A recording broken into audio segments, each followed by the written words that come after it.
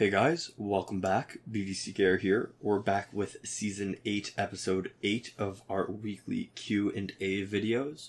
We'll mention at the top of this episode, as we do sometimes, if you're currently on YouTube, you can access this on all the major podcasting platforms by checking out the links in the description. And if you're somehow on our podcast and not on our YouTube channel, we do a bunch of other stuff on our YouTube channel too. So if you've one of the few people who have come to us in podcast first, you might want to check that out. There's a bunch of good stuff there. Mm-hmm. So this is our first episode after the election results in the US. Last time the election had happened, but we had no clue who won. Yeah. And now we know, and it is, well, okay, preliminary. Yeah, Biden. Well, it's just interesting. So this is the sort of the week recap that's not our weekly recap about injustice, but just to sort of place this episode in time. Mm-hmm. So last week, exactly 1 week ago, was the night of the election. There was, there's now that Biden's, after the first count, I guess, Biden has won by a sizable margin, actually. There's lots of noises about fraud. Yeah. And it's interesting to me, in one way, because the way the U.S. does it, they have a lot of other Congress races at the same time on the same ballot. Mm-hmm. So in order to invalidate, or let me put it another way, in order to look at the fraud and somehow make a case that there's the ballots for Trump on the presidential ticket were messed up, how do you separate that from the other ballots where the Republicans actually, I think, made ground in the other two? How did they break down the government into two things, right? So it's Congress has a Senate and a House of Representatives. Mm-hmm. And they made ground in the House of Representatives, and they've maintained their majority in the Senate. Is that right? There's going to be a lot of stuff. One of the two runoff elections in Georgia. They're coming up. Yeah. In a couple months, they're going to happen. And that might make the difference determining, too. Yeah. I forget which one, if it's House or Senate. But yeah, so anyways, so Biden won.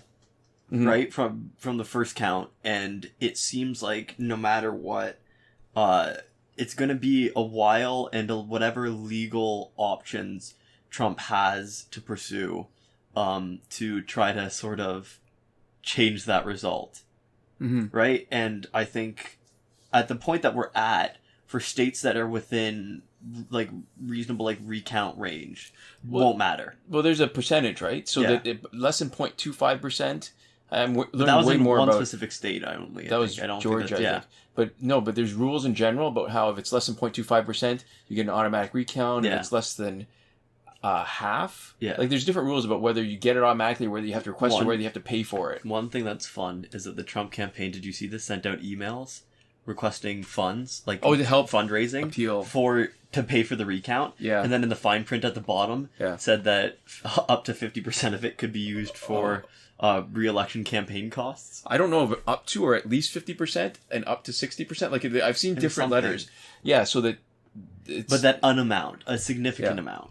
So it's interesting, right? Because what that means is basically that you're not paying for anything going forward. You're paying for what's already passed, which was a losing campaign. Yeah.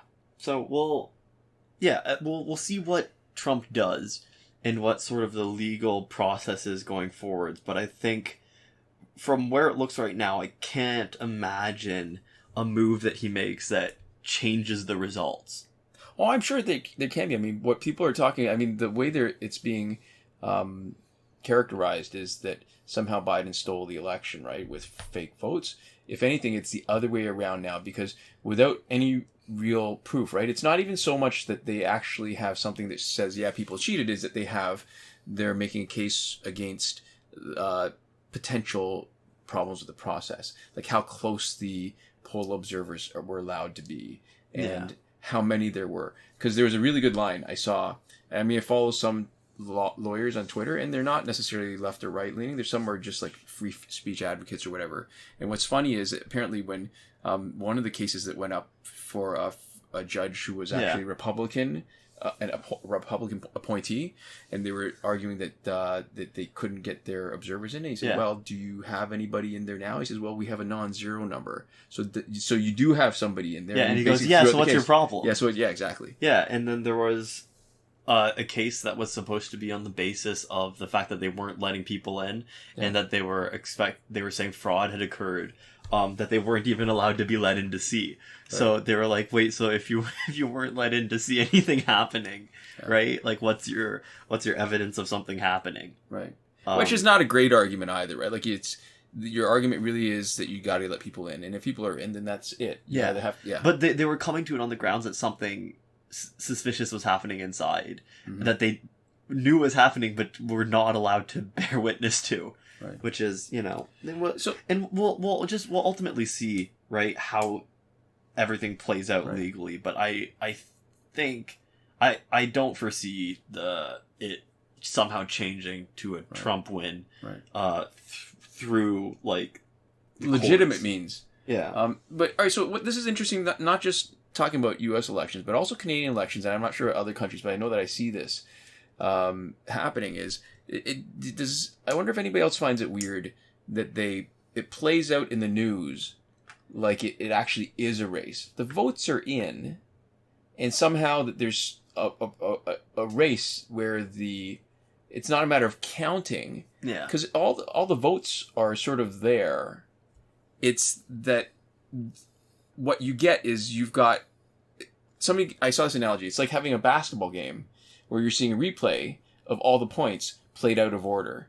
And it's not really that there's more drama there than actually exists.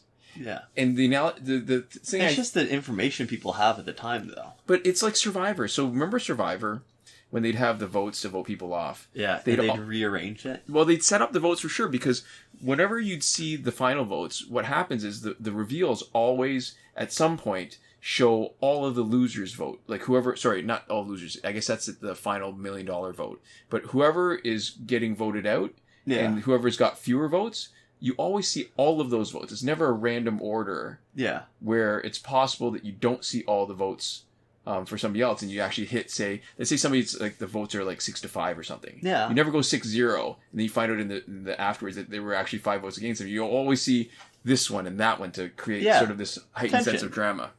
Yeah, it's not. But they don't do it on purpose. Like it's just that people want to know who won. They're getting the information as it comes in, and they just want the most up to the moment info, right? So you end up getting it out of order, but your only other option would be to just not share the information as it happens, like as they learn it. Or, because what I read was that in Pennsylvania there was, again, I think it's very telling that there was a Republican, legislature that decided that Pennsylvania would not be allowed to count any of the early votes before Election Day. Yeah. Not announcing it. It had nothing to do with announcing it. They weren't even allowed to vote for it. So what they're doing count it, you mean? Yeah, they weren't even allowed to count the early votes. Yeah. And so that not only creates the heightened sense of tension, but it also opened Pennsylvania up to challenges where they're saying, well, after those first day of votes, those other ones shouldn't count. Mm-hmm. That this is somehow demonstrates how these are votes just sort of appearing.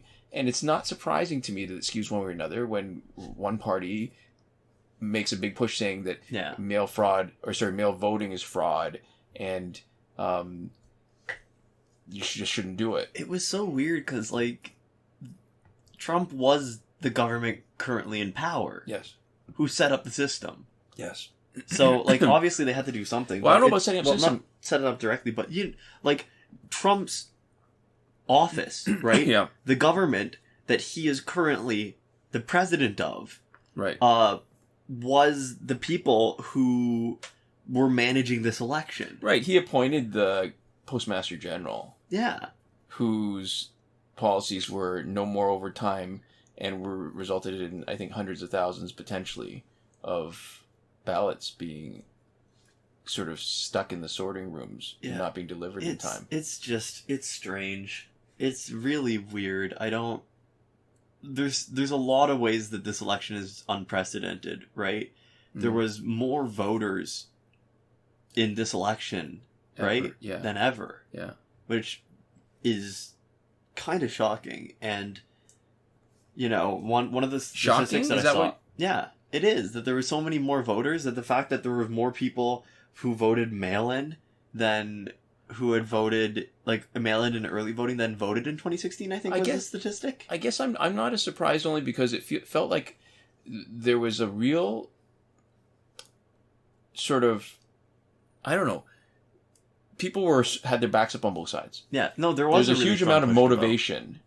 And so, I mean, these are probably the two highest vote totals. If anything, like, as the population increases, each year you should see newer heights of numbers of votes. But this year, people just seem more motivated for their own party, by their own party, and by the sort of issues at hand. I mean, huge is COVID, right? That's the other thing I want to talk about this week. Yeah.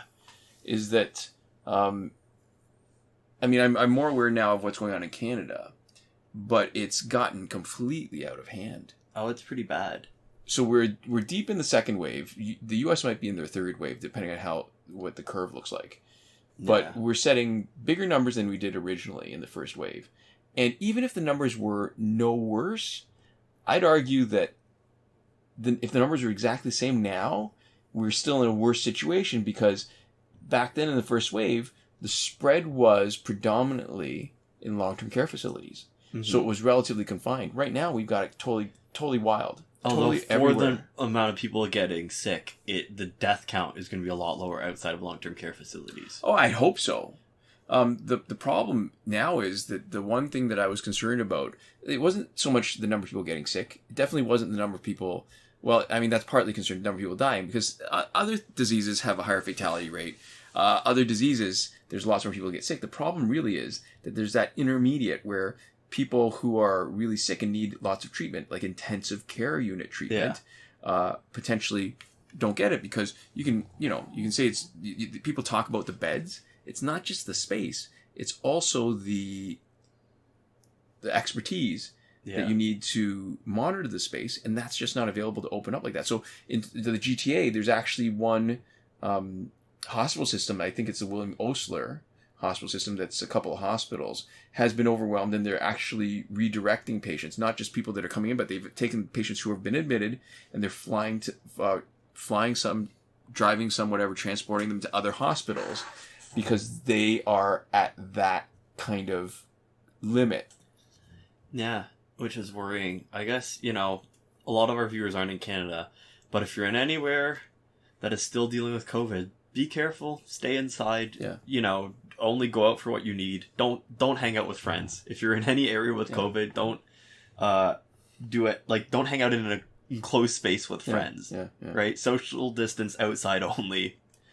We gotta look out for each other right now. One other interesting thing I want to point out about how people have been talking about it that seems like it's not quite right. So people talk a lot about herd immunity. And so herd immunity is an interesting term. I took a look at some of the history of it, and it really started off, I mean, they are talking about herds. That did start off with animals, where there were diseases that animals were getting. And the idea of herd immunity had to do with all the measures, whether it was keeping them isolated, fencing them in, limiting contact with other animals. That was the way to keep your animals from being sick. Mm-hmm. And the idea that there was a certain percentage that had to be sick wasn't an idea, or that had antibodies or protection, wasn't an idea that really manifested properly until we had vaccines. Because when you look at the kind of infectious diseases that humans are talking about, herd immunity is not useful, or has not been useful for any of those deadly diseases like polio, or tetanus, or pertussis, or measles, or mumps, unless you have a vaccine. Because before the vaccine, there was no such thing as herd immunity in human beings for any of those diseases. Polio was not only killing people, but it was crippling people who, I mean, they'd spend years in an iron lung, so that the predecessors for our ventilators, they would spend years of their lives in an iron lung because their body was so paralyzed that it couldn't breathe properly. Yeah. And it's only with the vaccine that that there is even the possibility that polio in the wild will not start infecting a whole bunch of people because we've got a level of immunity that's high enough from vaccines. Yeah. So it's just it's weird to me that people keep on talking about that it's somehow like a potential strategy, and never mind the idea that if you just let people get infected and die, that's a crappy strategy. Mm-hmm. But it's just not even going to work. So yeah, talk about strategy. That tape where Trump talks about how he purposely downplayed COVID to avoid people's fear. Yeah, that was that interview with the writer, right? Yeah, it is so terrible. It just it's hard for me to even comprehend the fact that one person was able to make that choice for an entire country. Right. To that disastrous consequences, like separate from like his motivation for making the choice, right? Because I'm sure he didn't just want to kill people, right? Right. Like there's no sort of, we can construe Trump however we want, but I don't think that he is like a cartoon villain of that nature where he's like, oh, this is going to kill a bunch of people, and I think that's good, right? So you know, it was clearly a mistake, and it was a really big one, right? The choice that he made was, I think, a bad one, and it continues to be a bad one from a human cost perspective. Right. But just, how is that possible that there's no checks and balances to stop somebody from, a single person from being the person who gets to make that choice for the entire country? See, but this, I guess, even, so a related kind of idea to me is, this was before anything bad had happened, right? Yeah. So, emergency prep, prevention, if you do it right, it looks like a waste of time. Yeah. So, every time you successfully spend your resources to try to keep something bad from happening, and then nothing happens. Yeah, unless you've got really good PR, all that does is it makes people less likely to listen to you the next time. Yeah. Because what I think people in general tend not to be great assessors of risk. And if it costs them something, if they can't see it coming at them, if it doesn't seem like a real risk to them, then they don't value the work or the money that you spend or whatever it costs you to stay safe. Yeah. Which is crappy. Because at that point, when he was interviewed by, what's his name, Woodhouse, the Watergate guy, I think. I don't remember. It wasn't bad enough, right? Mm-hmm. And, I mean, you can say cartoon villain, I guess. It depends on what cartoons you're watching now. It used to be that there were cartoon villains that were just evil for the sake of being evil. And I think maybe it's just the media that I watch and that I read is that even villains have a little more complex motives. Yeah. And I think, if anything, the simplistic motive of money, right? Keeping the economy running.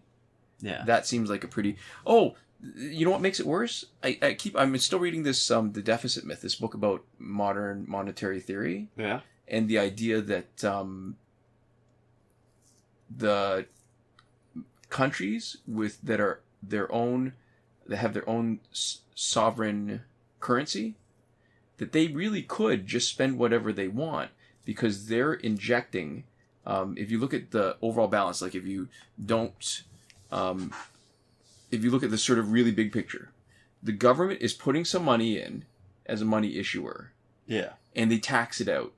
So on the balance, if the government has a deficit, so if they put out more money than they take back, having a deficit, the money's going somewhere. Yeah. And if you put it in the right place, it ends up in basically any non-government bucket of money. And so the issue isn't that it shouldn't spend it, it's that it should spend it in the right place. So there's no reason that a sovereign, like the sovereign currency in the world, right, where a lot of other countries mark themselves against U.S. currency, that they can't actually generate more money, spend it, but not spend it on people that are going to hoard it, spend it on people who are going to actually do something with it and get the economy going by actually buying goods from the people who are selling it in the States. Interesting. Or in our case, Canada. But our currency isn't maybe as strong. Still, we issue our own currency, right? It's all fiat money. Yeah. So there's nothing stopping that from happening. We should get to our question. We should get to questions. We should do 20 minutes. An injustice question. This is 20 minutes. 20 it's minutes, in the no description. Questions. Oh my gosh. So there we go. Yeah, our first question, we'll say, comes from Care. Yep. And Care says, I'll be the first to say it. When I came back to Injustice a few months ago, I listened to basically every Q&A in your multiplayer team demos playlist. Second, I know you've talked about Rebirth teams a lot before, but with Rebirth Green Arrow coming in a couple days, I have to ask about it. Using mostly theory, how would you use him in a team? In the case of Rebirth, we have Jessica Cruz Green Lantern as the best basic damage dealer by far, and Raven as the clear choice for special specialist. When it comes to tank, Wally is far more suited for the role based on his passive, but he's not the easiest to acquire either. The ironic part about Rebirth Green Arrow as a tank is that you could see an enemy with a few bars of power, tag him in, and his tagging effect could drain the power anyways. Either that, or just take the power away with Raven. That being said, it could it be worthwhile to play into the heavy tag-in plus power denial, and maybe have double special specialist? Raven wouldn't be occupying Tentu Totem and Master Death card, so those are open to use on Green Arrow. I'll add that I don't actually know the full effects of the second part of his passive, where he tags out into a Rebirth teammate and leaves a trap arrow on the enemy, and this has the potential to change things. Whether I even asked a question or not, now that's a fitting time to create discussion around the most awkward Rebirth teammate in yet another episode of Is This Even a Team? So I like this question a lot. Yeah. It's got a lot of texture, and it's got a lot of layers, and there's so many things as you're reading through it that I wanted to talk about. Yeah. And some that I wrote some notes about, but actually, as I'm hearing you read it, some other things occurred to me. That whole idea of a double special specialist team, I love that idea. And that's part of why New 52 Wonder Woman, which you're seeing in our current Justice League team, is so powerful, because if you want a double special specialist team, this is one of the ways. She's a special specialist that turns other people into basically getting free power. Right. And during the regular, non-Phantom Zone, because you're seeing some Phantom Zone runs, because that's what we're doing, and what you're seeing is some final crystals. The best way to do a double special specialist on a Justice League team, and we've done it before to good effect, is New 52 Wonder Woman plus Man of Steel Superman. Because Man of Steel Superman has a chance of leveraging his specials into more specials, his own, and New 52 Wonder Woman absolutely leverages hers into specials for Superman. How did you say Wonder Woman there? Did I say New 52 Wonder Woman? You did, but I think you said it so fast. It sounded like Walmer Woman or something. I feel like you lost some. I feel like you lost some syllables there somewhere. So I think that's actually the way we've played Rebirth Raven, right? Because she can be. It's great that she's such a special specialist without even wasting any of her gear slots for power generation. Yeah. So that's pretty great, actually. We've done it effectively, and it's actually kind of fun. But you can't have her be your only special specialist effectively, because you don't know when you're going to have enough power on the opponent's team. So you want to have some sort of stability with the Tentu Totem Master Death card loadout, and have her as backup, but also as the other part you were talking about, denying the other team specials. That's great too, because it's very much like Earth Solomon Grundy or Killer Frost, where they dampen power generation. But even better is Raven, who it's more than just draining their power or keeping them from generating. You take it. That's what makes it so fun, because it's like when you're in let's say you're watching. I've been watching football lately because there's no other sports on. I'm not exactly a big football fan, but it's like that. It's like that moment where the offense grinds to a halt. They don't score any points, or even better, they get the defense gets an interception, and so there's a turnaround where potentially they could have gotten, a 6-point touchdown and a 1-point conversion, and the other team gets it. It's like a 14-point flip. So this is why Raven is so good. And you're right. I think Raven is absolutely the best. For me, my favorite Rebirth character to play. I'd want her on every team. But so this is the interesting thing too. I think, like a lot of things in this game, and I'm going to compare them to Red Lantern Hal Jordan. Oh God, it's all these. I'm thinking of all the letters and stuff. So it's like where they used to be so good, and they're really crappy now because of what you compare them, how you compare them to what they could have been. Yeah. And Rebirth, I want to say Regime. Rebirth Green Arrow is actually pretty good. I think he might be underrated. He's underrated point that I don't like to play with him, but it's because instead of him used to be good. Really, I'm really it's losing been a your long words. Day. Yeah. It's been a long day.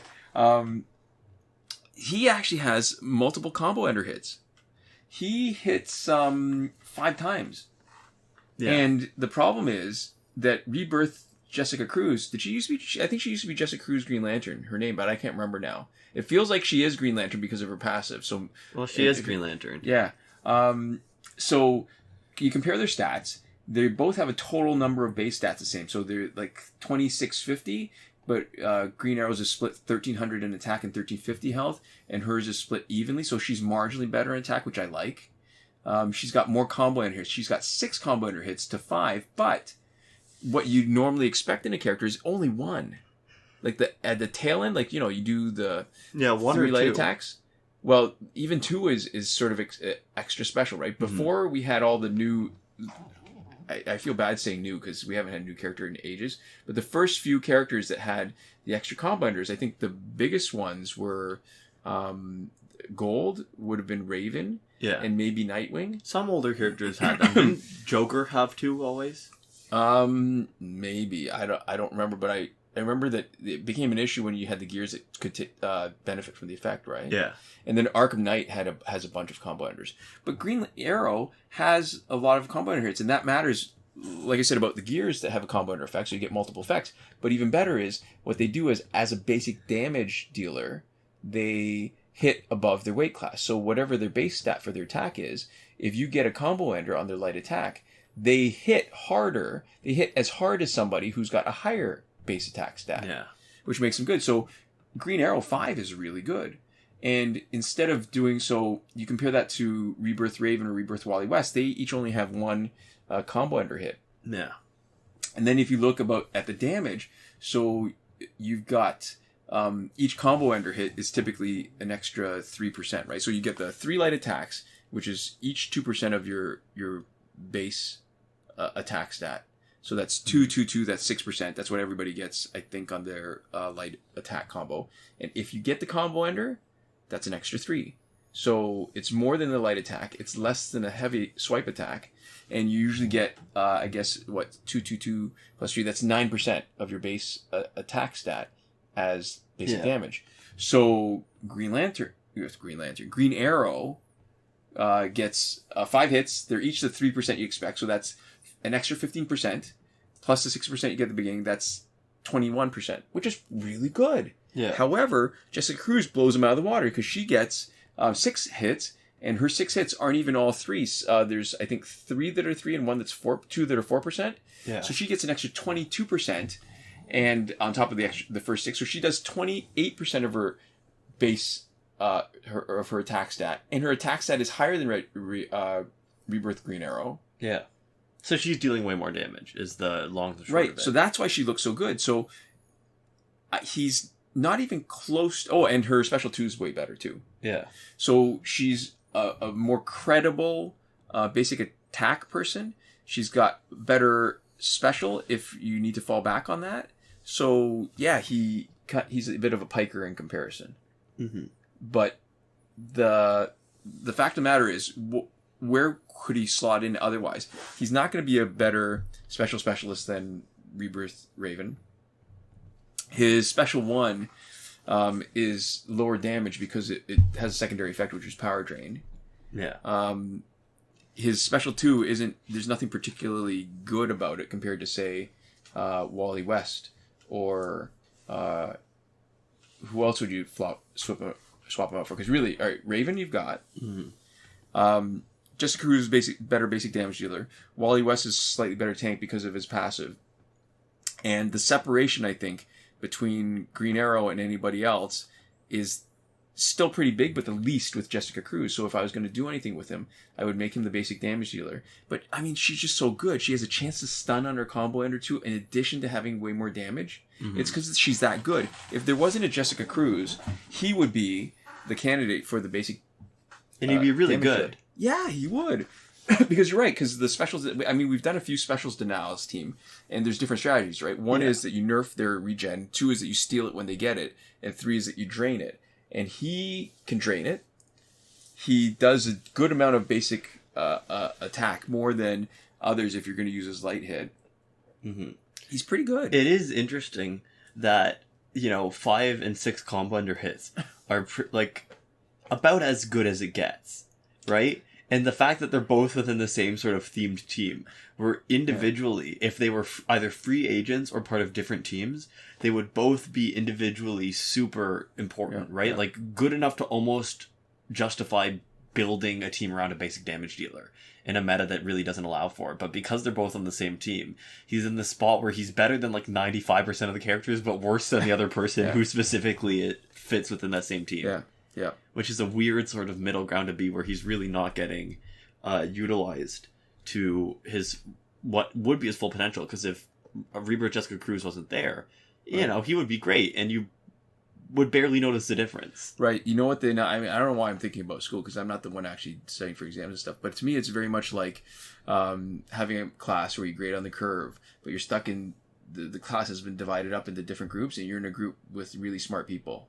Oh, yeah. So you get screwed because you're getting marked on the curve, or you're getting judged on the curve. Yeah. This is what it's like. Yeah, you're absolutely right? Like, I think the only person I can think of who has more combo ender hits is Flashpoint Deathstroke, if he's on a team with 2 Flashpoint teammates. Yeah, and you have to build a full team around getting that.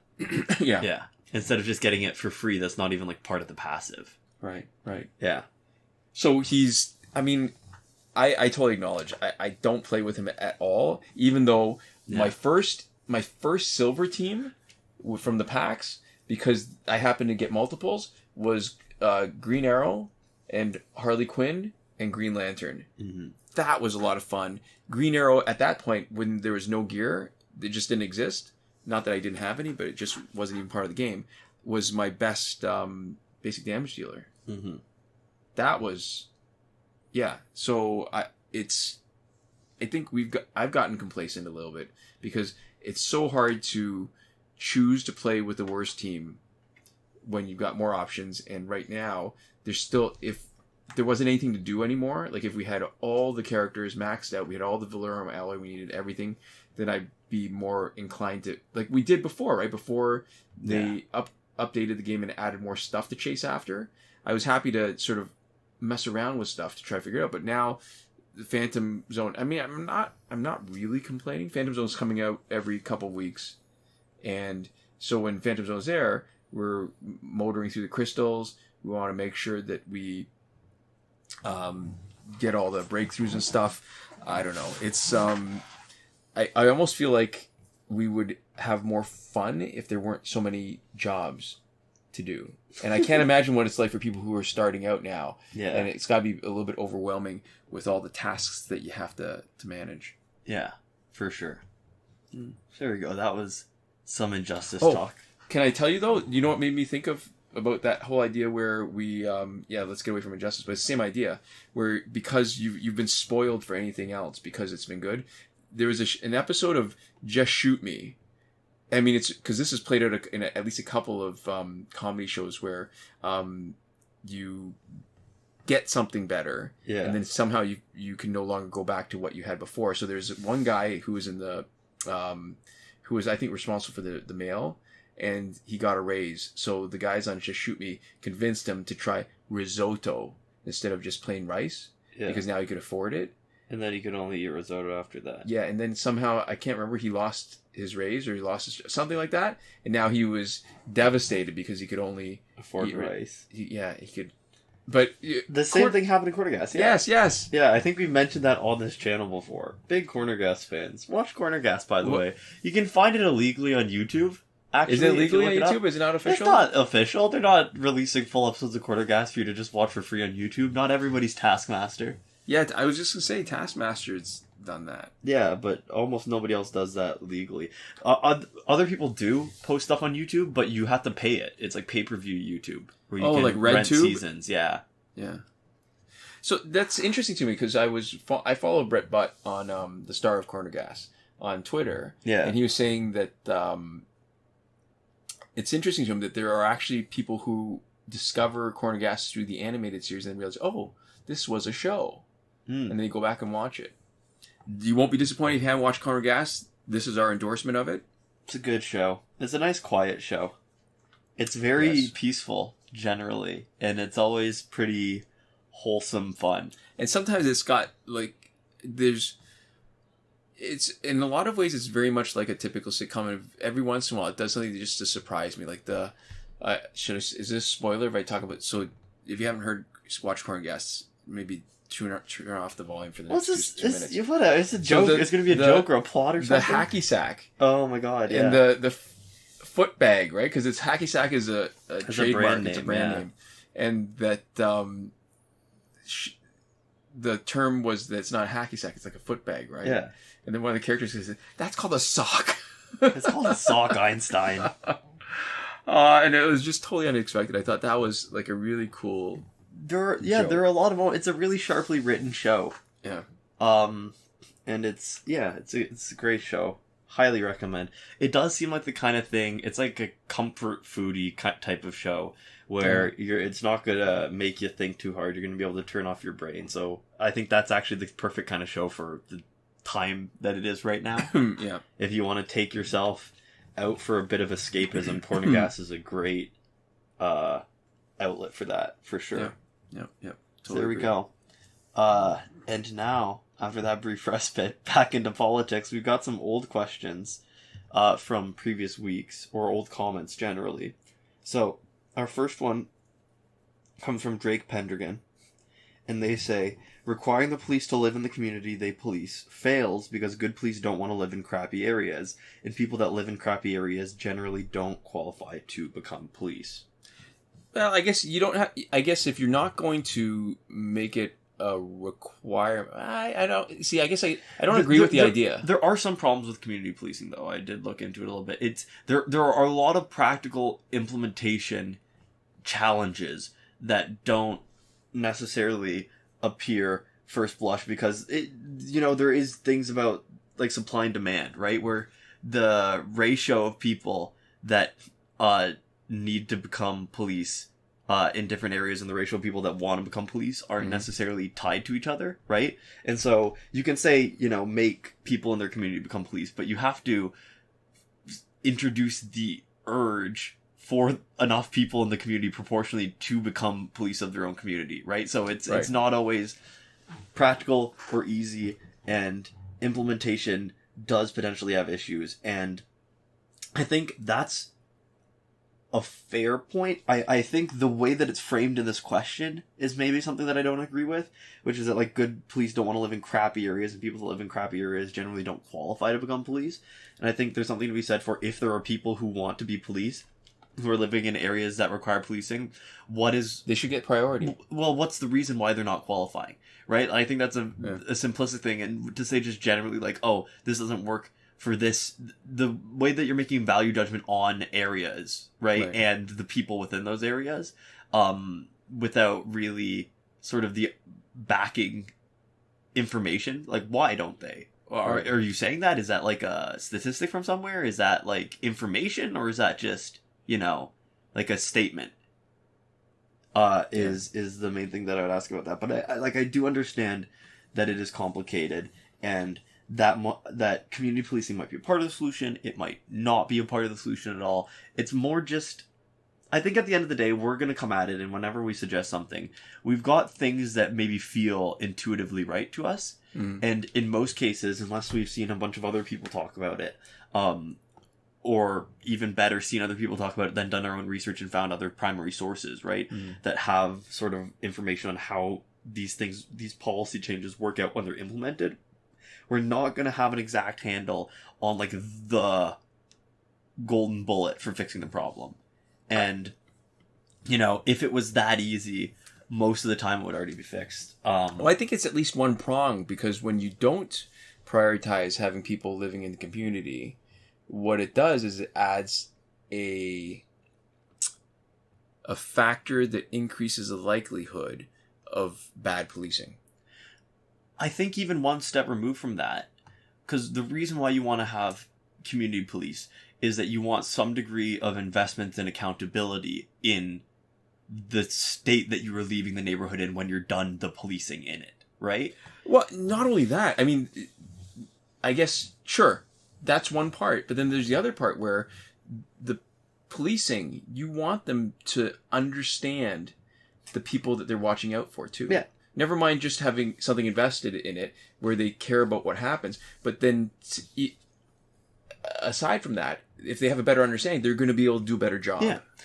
And so having people who work in the community is one way of getting that. That's a sort of shorthand, right? That's one of the possible things that accomplishes everything that you're wanting to do, right? But there are ways to have people outside of a community, just geographically, who were raised somewhere else, to have an understanding of a community, to have a knowledge of it. That's like part of the sort of philosophy of having like beat cops, right? Is to put people out in an area for an amount of time, enough to get a sense of what that neighborhood looks like. Sure. Right? And to sort of exist in that neighborhood and as part of it, right? Yeah. And so there are other individual things to do that each sort of address one of the goals that you are trying to address by having community policing. It feels a lot like, I mean, it's not the same thing, but it's the discussion that we're having feels a lot like the kind of discussion that you have around affirmative action, or representation in media. Yeah. Or, I mean, a good example is that the idea that, say, they didn't make movies with people of color as leads because the argument was, well, they aren't successful. Nobody wants to watch them. Yeah. And it's a self-fulfilling prophecy, right? Mm-hmm. Where if you don't get the opportunity, and so all the big budget movies that you make have white leads and white supporting characters and whatever, then you end up with, well, those are the successful movies. Mm-hmm. Until you have a movie like Black Panther or like Crazy Rich Asians, where it sort of flips that narrative on its head, right? Yeah, the problem is with some stuff for media specifically is they're like, well, it doesn't make money, and so then the stuff with black leads tends to have less budget, right, and then gets less support. Or when, you can't get black leads, then all of the most famous actors are white actors. So when you have a black lead in a film, they're not as much of a name draw, and therefore it gets less money. And so there's a bunch of sort of things that feed back into themselves. Yeah. And speaking of, we should mention, we just recently, it's not a new comment at all, but we were recently talking, and we ended up talking about the comments that Tim Burton had made about hiring people. It was because, all right, so we were watching, where did Helena Bonham Carter show up? I don't remember. She was in a movie, she was playing somebody's mother, and I said, oh, we know her, and couldn't remember her name, we looked her up, and I said, hey, that's Tim Burton's wife. It's the really terrible Netflix show Swedish Dicks. Oh, that's it. Okay, that was pretty bad. I don't plan on watching. I am thoroughly enjoying it, but it's such a bad show. I just don't have the time. I mean, if I had more time to watch stuff, I think I would. But so we're talking about Tim Burton, and I hadn't remembered, because it had been a while since I had seen them, what his exact comments were. But I just remember that they read really unambiguously badly, where in his comments about not really hiring black people for his movies, were like, he was like, well, movies either require them or they don't, right? He was like, I remember when the Brady Bunch was like hiring, like they adopted like a black and like an Asian for political correctness, and he was like, and I remember being more offended by that sort of like shoehorning them in. I don't remember the exact quote. And he was like, and I grew up watching blaxploitation, and when I would watch it, I was like, oh, this is great. I wasn't like, oh, there needs to be more white people in this. Oh. Which is like it's that's painful. There's ways that people can say racist things that give them kind of plausible deniability. Right. Potential cover. There's ways where you can say something where you're like, I fundamentally disagree with your conclusion, but I can see how you may have gotten there. It's possible to believe that in good faith. Yeah, where I'm like, I don't see explicit prejudice in your justification. And that's like another thing that I've learned in my like prejudice class, which is that like aversive racists and modern racists, basically people who don't have explicit prejudice, will demonstrate prejudice when there are non-racial explanations. So they will show a racial bias in the actual experiments, right? But they'll only show it when there is sort of a justification, like a verbal or a mental justification that includes non-racial factors. Plausible deniability. Yeah. And just the way that he phrased it, it's all those sort of arguments that are just veering really into that sort of like explicit territory, right? To be like, oh, well, when I watch a film with a lot of black people, I don't think there needs to be more white people in this film. And it's like, well, you know, yeah, because you don't watch a lot of films with mostly black people, and you only make films with mostly white people. So it's that idea of, you know, what's your default assumption of what people are? It was mind-blowing to me, Wizard of Earthsea, when I read the first time Ursula Le Guin.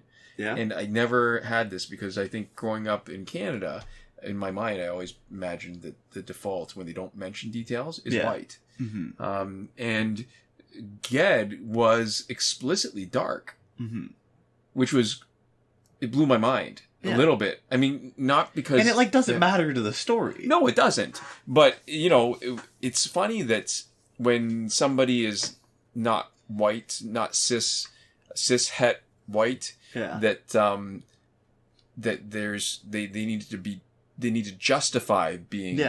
not cis-het white in the story. Which is exactly what I'm saying. I think it's good. I think one of the better types of representation, there's two really good types of representation. I think one really good type of representation is like accurate cultural context representation, where you are portraying a group of people as they are in a way that is going to be significant for everybody who has that sort of same cultural touchstone. And the other type of representation, which is really good, is when people have different skin colors or sexualities or, you know, cultures, and it doesn't matter to the story at all. Yeah. Right? So it's cool when it matters to the type of, like, it's cool when the character is obviously written very specifically to be intrinsically tied to that culture, where it's super important, and it's super sort of hyper, accurate representation. That's great. And it's also great when the representation is just, and this person is gay and this person is whatever, and it's it doesn't matter, it's not going to come up again, we're just letting it be a fact about them. What's interesting about where this conversation is going now is we've been watching Modern Family, and it's interesting to me watching it because I watched the first few seasons originally when it first came out, and the relationship between Mitchell and Cameron was kind of groundbreaking at the time. Yeah. Where they were portrayed as a gay couple, but they were normal. Yeah. It was just them. And there were jokes, but they weren't at their expense, at the expense of their sexuality. Yeah. And it was all part, and when they first started, there was way more homophobia. Well, a lot of people credit stuff like Modern Family and Grace and Frankie. Was that the other one? Will and Grace? Will and Grace. Grace and Frankie. That's the Netflix show. Yeah. That's more current. Because I think there's a lot of stuff that about racism and any kind of prejudice. Yeah. Well, for all the stuff that they're good about homosexuality, their handling of Gloria's character and all her cultural stereotypes and everything is kind of ham-fisted. Yeah. And would not fly the same way today for good reason. Right. But it comes down to where people are more tolerant of others and more appreciative of diversity when they actually have personal experience with other people. And they can just see how normal they are. And what the media does, it can act as a surrogate for that. So that if you don't have that direct experience, this gives you something similar to that. Yeah. So this is actually something interesting that I learned in my prejudice class, which was looking at like people's prejudice beliefs and their holding of stereotypes and how to sort of address it. And there was this study, and the research shows basically that giving people accurate information to dispel stereotypes doesn't actually matter nearly as much in improving interracial interaction. And it turns out that what might actually be a lot more important is to just have positive interactions that involve people of other races. And you can still actually hold just as many stereotypes about groups of people, right? But if you have positive interactions with people who belong to those cultural groups consistently, that's actually better at reducing prejudice. Right. Because the idea of prejudice and stereotypes can be totally different, where there's a certain amount of cultural osmosis where you learn stereotypes no matter what you do, and whether or not you believe in them or not. But how you act around other people. And one of the things with modern prejudice and implicit prejudice is the thing that can make it much harder to be egalitarian is actually that conscious effort that you need to make to not say the wrong thing, to not be racist, to not tread on anybody's toes. And that sort of anxiety that surrounds dealing with somebody from an out group, so somebody from a different race, a different sexuality, can actually cause an increase in prejudice, not because you believe any of the stereotypes about them, but because you're engaging your mind, and there's a lot of cognitive effort being expended just on making sure that you don't say the wrong thing. So you end up having a more stressful interaction with somebody, and then you come away from that going like, that's not as fun when I hang out. I feel crap. It's a bit of resentment, right? It's harder. It's harder to have those interactions with people who belong to an out group when you're worried about not treading on their toes. And you're like, well, when I just hang out with people that I don't have to worry about, monitoring myself at all around, it's much more pleasant. Yeah, so there's... TV totally does a good job of that, where if it's a show that you like, just having a person there and just knowing that they're gay means that you have a bunch of pleasant experiences that involve a gay person. And it makes it way easier. I mean, before television became as progressive, I mean, it always was, but I think it feels like it's more now. It's just with each passing year. I think there was a lot of sentiment around that was the same with regards to fiction reading. Where you could get that experience if you didn't meet the people directly, that any kind of immersive media gives you that opportunity to have a secondhand lived experience. And that actually, I think it's all good. Which is why it was funny to me when we used to go to your parent-teacher meetings, and how some parents would say, hey, my kid... So these were classes where people were obviously motivated and wanted the best for the kids. They would say, my kid is reading this fiction. What can I do to get them to stop? And what can I get them to read instead of that fiction? And I thought that was the absolutely wrong tact to take. So I guess the main takeaway from this discussion has been representation in media. It's good and important. And one of the cool things is that representation in media, because it genuinely has the ability to transform the thoughts and minds of large groups of people to be less prejudiced, white people there's not a lot of movement of that needle that needs to happen towards white people. We need to feel better about white people. So we're pretty much already there as we can be with white folks. So the fact that it is a potentially powerful tool for positive social change, just spread it around. There's a lot of people who need their like cultural perception of them reformed in a more positive direction, and unfortunately, that's most non-white people in one way or another could benefit from some just neutral to positive experiences in media involving them. So that's kind of cool. And it's cool that it's that easy to like make a positive change.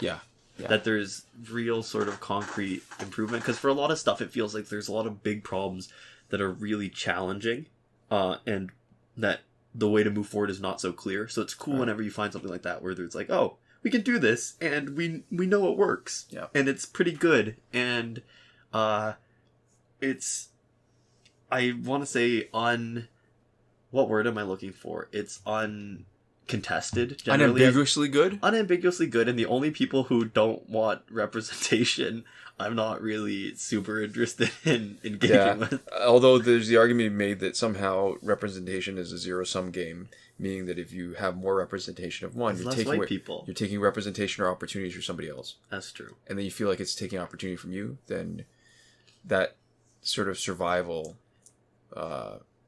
trait is maybe where you get the pushback. I'll be more than happy if we increase representation until the point where it fully represented the demographic of the people who are watching it 100% accurately, and then we stop there. I think that would be great representation.